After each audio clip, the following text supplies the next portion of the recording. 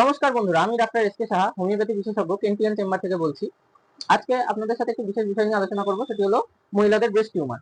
আজকাল প্রায় দেখা যাচ্ছে চেম্বারে আসছে মহিলাদের ব্রেস্ট টিউমার নিয়ে, টিউমারের সমস্যা নিয়ে। অল্প বয়সের বাচ্চা মেয়ে থেকে শুরু করে বড় মহিলাদের সবারই কম বেশি আজকাল দেখা দিচ্ছে। তো আসুন দেখে নেওয়া যাক এই ব্রেস্ট টিউমার গুলো কোনটা কিরকম হয়, কত রকমের হয় ব্রেস্ট টিউমার। সবার প্রথমে যেটা খুব কমন নর্মাল টিউমার হলো সেটা হচ্ছে ফাইব্রোঅ্যাডিনোমা। খুব কমন রিপোর্ট পাওয়া যায় যে ফাইব্রোঅ্যাডিনোমা হয়তো কি হয়, ব্রেস্টের মধ্যে লাম দেখা যায়। সেটা বাম দিকের ব্রেস্ট, ডান দিকের ব্রেস্ট বা দুটো ব্রেস্টেই হতে পারে। এটি সাধারণত কোনো রকম ব্যথা থাকে না, খালি একটা দলার মতো অংশ থাকে ব্রেস্টের মধ্যে, ব্যথা করে না, সাইজেও চট করে বাড়ে না, একই জায়গায় একইভাবে থাকে। কিন্তু মহিলারা চিন্তা করেন যে এটা কি হলো, একটা অস্বস্তি থাকে মনের মধ্যে, কিন্তু এর কোনো সমস্যা করে না। এটা অ্যালোপ্যাথিতে কোনো চিকিৎসা নেই অপারেশন ছাড়া। তবে তখন চট করে অ্যালোপ্যাথিতেও ওনারা অপারেশন করতে চান না যদি না পাস্ট হিস্ট্রি থাকে ব্রেস্ট ক্যান্সারের। কিন্তু হোমিওপ্যাথিতে এর চিকিৎসা আছে, এবং হোমিওপ্যাথি ক্লাসিক্যাল মেডিসিনের মাধ্যমে, ক্লাসিক্যাল হোমিওপ্যাথি চিকিৎসার মাধ্যমে এই টিউমারের সাইজ আস্তে আস্তে ছোট করে মিলিয়ে দেওয়া সম্ভব। আরেক ধরনের টিউমার হয় যেটা ফাইব্রোঅ্যাডিনোসিস। ফাইব্রোঅ্যাডিনোসিসটা কি?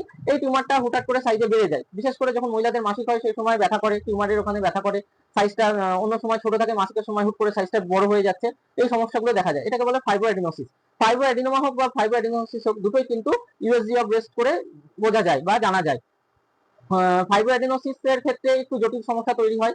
মহিলাদের অনেক সময় ব্রেস্ট থেকে ডিসচার্জ বেরোতে শুরু করে, খুব ব্যথা করে, একটু জটিল সমস্যা এটা। তবে দুটো ক্ষেত্রে ক্লাসিক্যাল হোমিওপ্যাথিক মেডিসিন দ্বারা সম্পূর্ণভাবে ব্রেস্ট টিউমারকে কিওর করে দেওয়া সম্ভব, ক্যান্সারের পর্যায়ে পৌঁছানোর আগেই। কোনো রকম সার্জারি করার দরকার পড়ে না। আশা করছি আপনাদের ভিডিওটি ভালো লেগেছে। আপনারা পারলে এটিকে শেয়ার করে দিবেন। Thank you.